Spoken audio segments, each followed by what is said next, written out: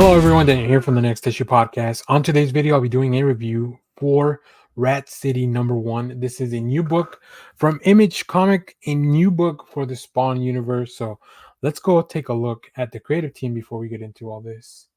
This book is written by Erica Schultz with art by Zay Carlos, colors by J. David Ramos, FCO Placencia, and Marcelo Izoli, letters by Erica Schultz. We have some really cool covers as well. Stay tuned for that at the end of the video. So, this book comes out this week as of you watching, as of the recording of this video. So this is an advanced review, which I was very, very happy to get a copy of this because, as you guys may or may not know, I've been kind of diving into the Spawn universe once again. It feels like this is the time where they've kind of made a good entry place for a lot of people that haven't been following along. And interestingly enough, this story, although separate from everything that's going on, it definitely does tie back and have its origins because of all the events that just happened on the main Spawn series. So that's really cool. So let me give you a quick synopsis. We'll talk more about this book. This extra length first issue of Rat City has finally arrived and features the talents of Erica Schultz and Zay Carlos. In this issue, Peter Kern is an ex-soldier, an amputee, and a hellspawn in a post-war future. But Peter's not dead like Al. Peter got his spawn powers from the nanites in his prosthetic legs, nanites that were affected when Al Simmons initiated the necroplastic detonation in the present. Al had no clue that the effects would ripple across not just space, but time as well. So yeah, this is a future story in the Spawn universe, which is really cool. I went into this without knowing, like I hadn't read the synopsis, I hadn't really read anything on it, and I don't think it's a big spoiler. I think once you go back and I kind of put all the pieces together, you look at the cover, it does look very futuristic, right? Which I think it's like something I had kind of a detail that I kind of had missed. But I was wondering, like, who is this new Hellspawn? What is their deal? And that's kind of what we're seeing here. So very cool premise for sure. I think the book does such a good job of just introducing you into this world. Like who is Peter? Why are we following him? And how all this stuff, like how he comes to this great power. It was interesting that throughout most of the issue, this doesn't even feel like like a Spawn deep lore type of book. It just feels like this really cool adventure that you're following this character. Tragedy befalls, and we kind of go from there, right? There's always conflict. There's always like obviously a world building of this future, or I guess possible future. I don't know. I don't know how the timelines work in the Spawn universe. I don't know how malleable they are, but yeah, very cool stuff. Also, Zay Carlos' art is fantastic. Let's go take a look at some of the preview art here. As you can see here, I just love the paneling and the pacing. Some of this stuff really works. I like the point of view of these characters. Great designs. I like the little, especially those little touches of red. They really pop right off of the page. That's just like great coloring. And of course, in a future, you have to make it look like you have to make this world feel and look like the future while still making sure that it feels and looks like a Spawn book. And I think the team manages that right. These the headgear, the armor, like it just gives 90s image, but definitely updated for a contemporary and also futuristic time. Uh, and I guess, as I mentioned, it's a lot of action, it's a lot of world building. So this is definitely a dense first issue. As I mentioned in the synopsis, it is extra size, so you're getting a lot of bang for your buck there. But yeah, this was very cool. Really interested in how this is going, so I'm gonna keep checking it out. My journey into the Spawn universe continues, and this was really fun stop. So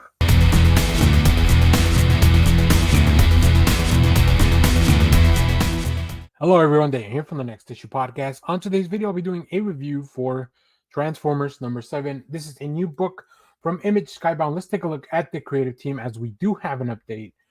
This book is written by Daniel Warren Johnson, introducing artist Jorge Corona, colors by Mike Spicer, letters by Rose Wooten.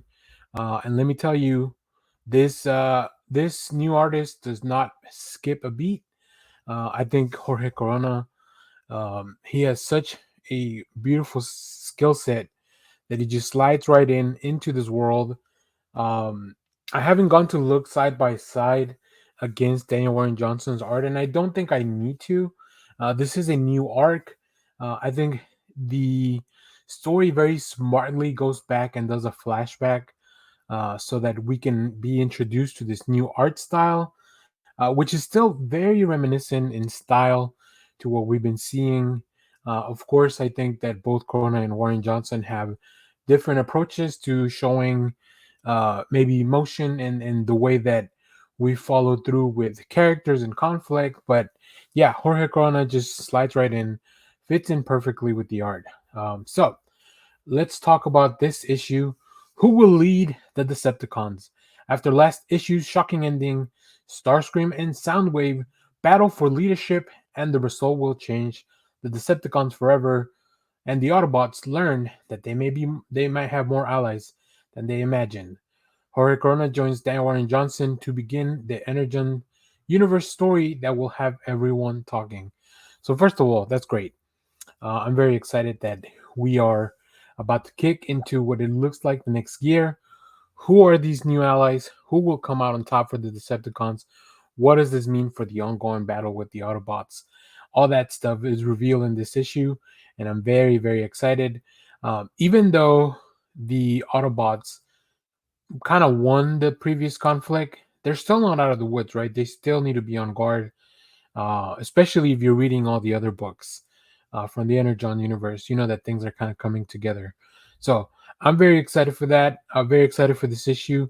It was very well done. I think that Daniel Warren Johnson, his writing style really focuses a lot on the feelings and emotions that the characters are going through, and that's really what drives the narrative.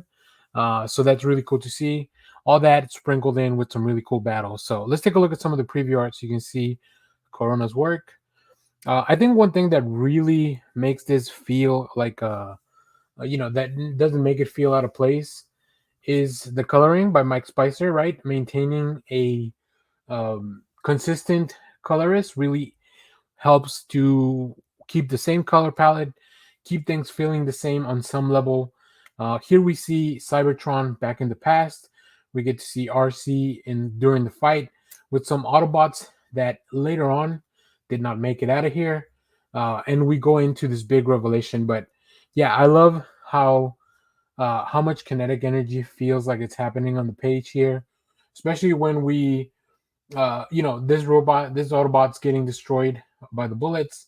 RC going into here, as after she loses her allies, it all really really works.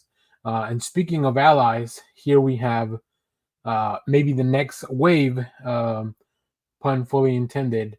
Also, the showdown between Starscream and Soundwave yields very interesting results. So all that along with the fallout for all the people that were following both Autobots and human alike. Yeah, this is great. Another fantastic issue of Transformers as we kick off the second arc. So,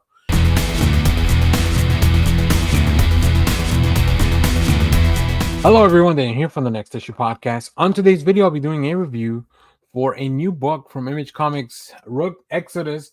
This is all part of Ghost Machine, the new imprint over at Image. Let's take a look at the creative team before we get into this book. This book is written and created by Jeff Jones and Jason Fabok, with colors by Brad Anderson, Rob Lee on letters. Of course, Jason Fabok mainly on art duties here, but definitely part of the storytelling and the building of this new world, right? So this imprint has a lot of different books. We have reviews for the triple debut that came out this week. Redcoat and Geiger, both of them also debuted from Ghost Machine. But in this one, we have the team behind Three Jokers reunite and for an all-new science fiction series. Hundreds of years from now, the man known as Rook was once a simple farmer who fled the crumbling earth for a new life on the planet Exodus, a terraformed planet where all of nature, including its imported animal population, was completely controlled by humans called Wardens. But when Exodus' world engine failed, Warden's powers fell into the wrong hands, creating chaos and a mass evacuation for those who could afford it. The rest, like Rook, must scavenge for an escape vessel as the war for control of what it is left in Exodus begins. Um, I think the first part of the plot, when I read the synopsis before going into this, and I was like, oh, this seems like it's going to be a little bit convoluted, but it's not. Once you get to reading, I think the book is very accessible. It definitely feels very heavy sci-fi. I do love the concept of, like, with these helmets, the wardens are able to control the animal population. So, like, everything you kind of see in this world, um it's going to come into play, right? Anything that comes from nature comes into play. I think the other cool thing is that there's a running clock. They're running out of resources, they're running out of time, and they definitely, like, the people of Exodus need to figure out a way off this rock. Now, I don't know what the long term plan for this is. This is an oversized issue, so that was really cool. But let's talk about some of the art now, because Jason Fabok is one of my uh, favorite comic artists. Like, his work that he's done on all the Batman stuff and all that, like, really, it's a lot of what drew me into this. Checking out this issue. Um, and as you can see, like, to me, this just feels really cool. Like, definitely very sci-fi. I love the combination of these natural elements with all the scientific stuff, right? You see the ship, you see the crows, and then we get to meet Rook, who, of course, makes a really cool entrance. Like, I don't know, I just kind of fanboy for this kind of stuff. Like, it's just right up my alley. I don't know that it's for everyone, but to me, like, it's right up my alley. So, very cool stuff. Really enjoy this first issue. Um, I think that part of me wants really these books to eventually get to, like, get all together. But for now, as they stay separate and we build out these worlds from Ghost Machine, I think they're just doing a really fun job introducing, giving an alternative for somebody that maybe wants something different, part of a new world, uh, to kind of come in on the ground on something else at a different publisher. So, yeah, I quite enjoy this. Big twist at the end. I think there's going to be there's definitely going to be a really big battle, right, to kick off the next issue. So I can't wait for that. So,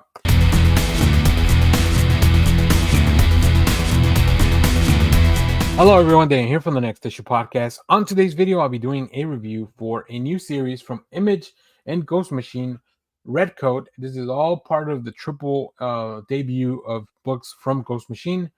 Let's talk about this series. But first, let's look at the creators here. The immortal mercenary in kind of a tool, Redcoat, is created by Jeff Jones and Brian Hitch. Of course, Jeff Jones probably doing the writing, Brian Hitch with his fantastic art. We also have Brian Hitch and Andrew Curry doing inks, Brad Anderson on colors, Rob Lee on letters, and you'll definitely see a bunch of covers at the end of the video, because these books are primed for variant covers. So, what's going on here? In this series premiere, Immortal Mercenary and Kind of a Tool meet Simon Pure, the newest unnamed hero. So unnamed is kind of like the connection between the Ghost Machine books. This was created by, of course, All Stars Jeff Jones and Brian Hitch. British Redcoat and all-around rogue Simon mysteriously became immortal in 1976 after a run-in with a clandestine cabal known as the Founding Fathers, which included George Washington, John Hancock, and many prominent American Revolutionary War leaders. Since that fateful day, Simon has led a life of adventure and avarice, rubbing elbows and sometimes fists with many of history's most renowned figures, including his nemesis Benedict Arnold, Albert Einstein, Annie Oakley, and many more. One thing they'll all agree on: they never want to see him again. But what are the true origins and the extent of Simon's powers and the mysterious organization behind them? And how has it secretly shaped America and the world? Um, this is a really bonkers concept. I completely understand that, but man, oh man, when I got into this book, I was like, I hope this is some kind of alternate history type of take. I think Brian Hitch is very well suited for a goofy story like this. Um, So I wanted this one to be more of a humor, right? I definitely get all the immortal warrior aspect of this. Like, you know, there's definitely a lot of stories like this. We have Berserker, who's a guy that really can't die, from Boom Studios, of course. Wolverine, another guy that just kind of lives on forever. The Eternal Warrior over a Valiant. So like, we've done characters like this. So I think for this one to stand out, um, the fact that he's kind of a goofball and kind of a not really a good person overall, including the fact that he was a redcoat in the Revolutionary War. I think that's a really fun element for this. All that combined with Brian Hitch, who just we can see some of the art in the preview here. I'm a big fan of Brian Hitch. Like, I've read a lot of his stuff. Most recently, all the Marvel, you know, the Ultimate Universe stuff that he was doing with Jonathan Hickman. So when I saw his name as part of the Ghost Machine books, I was very excited to see what they were gonna bring. And like I said, it feels like adventure for sure, but there's so much like mysticism and a little bit of goofiness here that it all really works. We jump in on this Paul Revere doing his run, and I think one thing Brian Hitch excels at is just having a million people on his pages. Like, I don't know how he does it, how he keeps track of everything that's going on. I'm not surprised to see a second inker on this book because there is no like I can't imagine having to do all this on your own. But Brian Hitch is a very prolific artist, right? So he's known for his both speed and style. So yeah, and like I said, I don't know that these comics. I talked about this when I did my reviews for Geiger and Rook Exodus. I don't know that these books are going to be everyone's cup of tea, but there's just something about them that they fit right up my alley. So, very excited to see where this goes. Very excited to see what else Ghost Machine's going to do. Um, as of the recording of this video, you should be able to find reviews for Exodus and Geiger as well, because though both of the series I think were very well received. If I'm not mistaken, both of them, all three series are going back into print. So, yeah, I think people are looking for something fun and goofy and kind of dumb, but also something that feels familiar. And this is as close to superhero comics as you get without actually being about superheroes. So,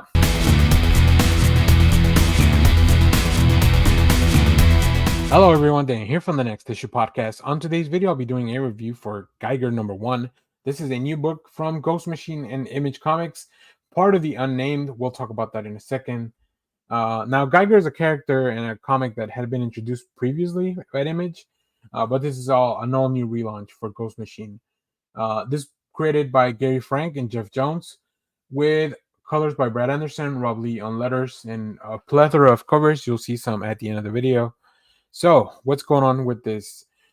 This is, like I mentioned, part of Ghost Machine, and also Geiger's part of the Unnamed, which is kind of like this connection of heroes within or characters within the Ghost Machine universe. In this series premiere, it all starts here. The critically acclaimed team and of storytellers, Gary Frank and Jeff Jones, uh, return to the nuclear wasteland of their best-selling Geiger and an all-new ongoing series starring the violent and unpredictable Glowing Man. Leaving his home behind, Tarek Geiger now walks the radioactive roads of the former United States with his two-headed wolf, Barney. But as his enemies doggedly pursue him, Geiger discovers salvation from the unlikeliest of foes. But what secrets does this potential ally hold that could help Geiger, and exactly how many people are after the glowing man and why? Do not miss this vital action-packed chapter in the shared universe of the Unnamed Saga and the momentous Ghost Machine rollout. So yeah, we had already had a series called Geiger Ground Zero. So this is definitely not a new character per se, but in in this world of like crazy kooky characters that they're building over at Ghost Machine, what more could you ask for than a radioactive man running around the wastelands of what was the United States? Like, that's just a bonkers concept that's really cool. All that brought to life by Gary Frank's amazing art. I'm a big fan of Gary Frank and a lot of his superhero stuff. Granted, I had not had a time to check out the Geiger stuff prior to this, but this was sold to me as an introduction to this world, so I didn't feel like I needed to. I'll probably go back and check out the Geiger Ground Zero stuff, but I knew that this was going to be a good jumping on point. I can definitely confirm that. So, um, and this is a pretty straightforward story. Geiger's not a very likable character. Geiger doesn't even like himself much, I don't think. So I'm very excited to see where it goes from here. Let's take a look at some of the preview art here. And as you can see, Gary Frank just doing what he does best, and that's putting in really cool things on the page. Um, Violence for sure. When he throws the baton, the radioactive baton. I do like that everyone here has to wear the mask because to show you that this is a radioactive wasteland, that you can't really be unprotected for a long time, and to show how fragile some people are. Geiger seems to be having somebody that's following him, dressed up as a knight, which is interesting. I think you should read more into that. Now, are these books for everyone? I don't know. I don't think so. I don't think that everyone is looking for weird, crazy adventures like this that are going to eventually connect to something bigger. But that's kind of right up my alley as a comic fan. That's one of the things that I enjoy, right? These shared universes, these characters that uh, I think a lot of the Ghost Machine books are very art driven because they are bringing in super talented artists, and I also want to see how everything kind of connects together. So um, overall, really enjoy this. You can also find reviews for Rook Exodus #1 and Redcoat #1, which are the other two Ghost Machine books that premiered alongside this. uh, and yeah, I'm gonna follow this universe. I want to see where what happens next, because I quite enjoy this first issue. So if you have read this book, let me know what you thought about it down in the comments. As always, thank you for watching, everyone. Remember to share, like, subscribe, hit the bell so you know when we go live. That is most Saturdays, 10 a.m. Central Standard Time. Stay tuned. We have more comic reviews, trailer reactions, TV recaps, all that fun stuff in the channel. Thanks for watching, everyone. Bye bye.